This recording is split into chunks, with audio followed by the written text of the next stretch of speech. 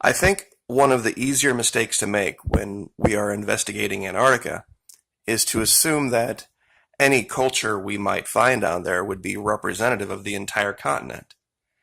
Antarctica is larger than all of Europe, which is why I have this picture up. And if we think back through history, all of the different varying cultures over time, Portugal, Austria, Ukraine, Norway, Ireland, Greece, all this, so different. And when you add in the time factor, when you go back to the Normans, the Visigoths, the Franks, even back farther, the Merovingian dynasties, Antarctica's even more ancient than that.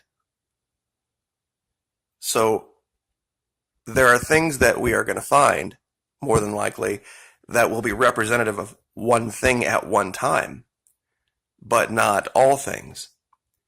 One thing, however, that the vast majority of Europe had in common was this. You could see a medieval castle and pretty much determine what era it was from based on how it was built. Now, this is one, I believe, somewhere in Eastern Europe. The name of it was really long, and I wasn't going to try to butcher it, but because the images are more important than the names. And how they were put together, and this is going to be the key with today's video, I have found what looks like the remains of something like a medieval castle down there. And it's in that same region, and where it's located is very strategic, which is one of the main reasons I'm leaning toward it being a construction and not just some figment of wind, ice, rock, and snow. You, of course, and this is a little bit more of a complex one here, because you have the Barbican out here, and then you have the entry here, you have the keep, the chapel, the main building. Some were much more simple, like this. You know, this was your Barbican here, and this was the keep. A lot of the parapets around, the battlements. And that's kind of what I wanted to focus on, is how these battlements were built. With the slit windows. This is generally speaking what we're looking at. Now let me show you where we're at down here. Okay, the first place we're going to go, we've been before. And I've shown this a lot. And of all of the things that we have shown down here, no one has ever come to me and said, I have an explanation for this. I can attest to this being just wind, ice, rock, and snow, and this is why it looks this way. No one has ever done that. And I've shown a great many things, and many people have made explanation for, but this is not one of those things. But what do we see? We see what looks like battlements, what looks like parapets. And I think what we're looking at is this is the main side, and you see this over here. This is like a short side, because you see it goes lower, and the angle of the shadow reveals exactly what this is. Now, what's happening over here, I'm not real sure, but I think this is a figment where they tried to cover this, and they did it badly. They did it very badly. Not thinking anybody was going to look at this. I think this continues all the way through here, and they tried to just cover it up. This is an image from, I have the 12/9/2014 layer up. Let's see. Yeah, you see this? This is 10/16/2011. 12/9/2014. So, as you can see, they're playing with the images, and you'd have to ask yourself why. Now, the newest find is much smaller and in a different region. And you have to look at this very closely. I'm going to zoom out to show where this is. This goes along with yesterday's video, where I showed that kind of weird peak that looked like it was perhaps the top of a pyramid. You see how you have this higher area here, and then it's surrounded by a plain. So if you were going to have a lookout, you would want it right on the edge here. If you were going to have fortresses, you would want it to, if this was an important area, this high area right here, that's where you'd want them. And this is, of course, right on the edge, right near a big plain. Now let me zoom in here and show you what I'm looking at.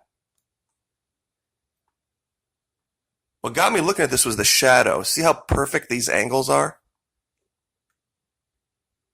Now, yes, I know this is blurry, but look at how you have the larger building in back here, the lower wall in front.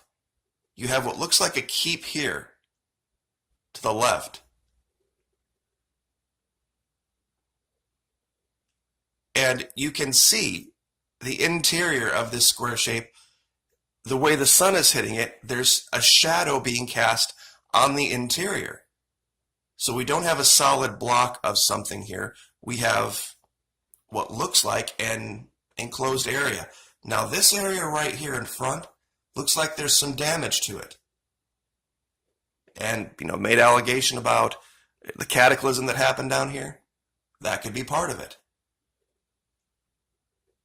But this very, very much looks like some type of construction. A tower here and a keep here to the left. And there's another, what looks like perhaps damaged tower in front right here.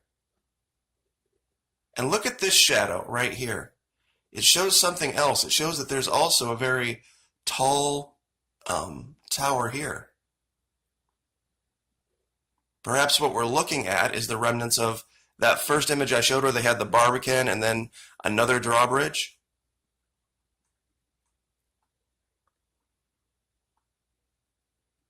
And when we continue to look in the region, there are things that just don't make sense. Look at these walls, these perfectly straight walls.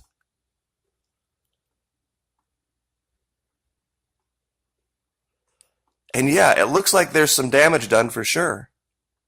But we saw stuff like this in World War I. They were trenches, but the idea was the same. Now, I know there's going to be many people say, oh, that's just how the wind affects the snow and it creates these. Not in straight lines like that, it doesn't. I mean, this is a combination of both. I truly believe that there is construction here and that the snow and the ice has built up around it. And let me show you another tower right here.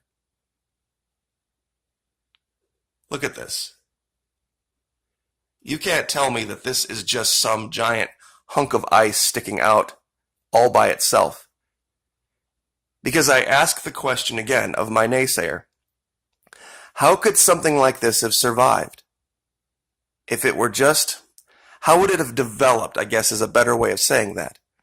Because when we zoom back out, as you can see, giant windswept plain coming in here with this continual sandblasting action of the ice, unless there was some type of creation of something that was much harder and much more reinforced than just simple ice, we wouldn't see this.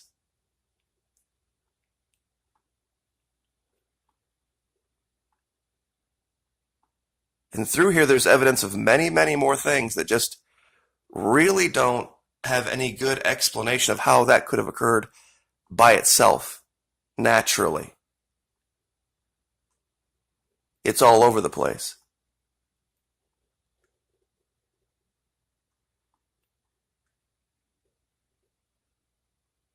I just have a hard time believing that things this tall, this, I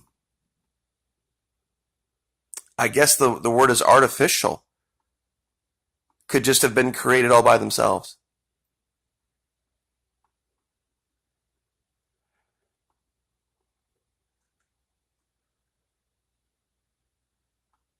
The vast majority, and I will make this one concession, the vast majority of the continent, is wind, ice, rock, and snow. You're absolutely right. But there are areas where there are things that are just inexplicable to that. And if it's not that, what else could it be? Given the size of the continent, given what we know, and I think most would agree with me. If a planet like this were found, not here on Earth, if it was a planet somewhere in outer space, and there was this amount of fresh water, and there were these kind of images, I think you would be seeing daily press conferences.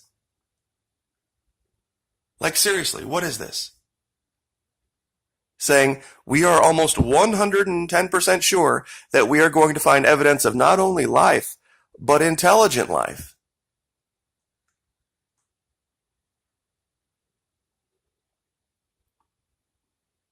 Because of the vast amount of fresh water, the volcanic activity,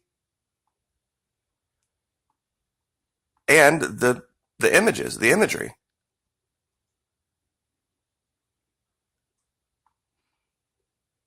I mean, look at how sharp this peak is.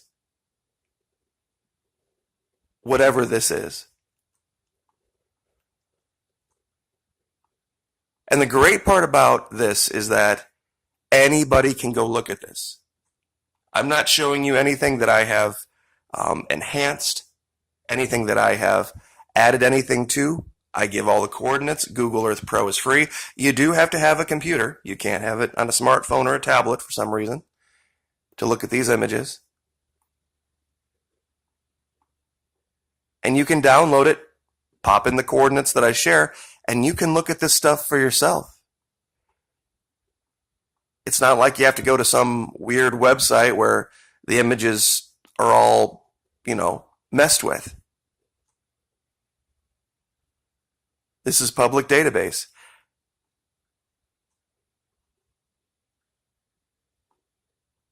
Some of the things I just have no words for, personally. And when you finally do zoom back out and you get an idea of the scope of what we're looking at here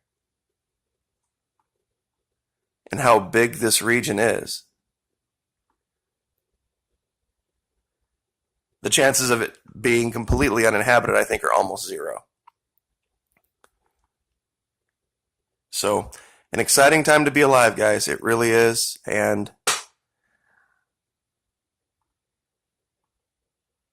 I will, I guess, leave going back to this so that people can see it for themselves and make up their own minds. I mean, what do you think this is? And I'll leave it there. Like, share, subscribe.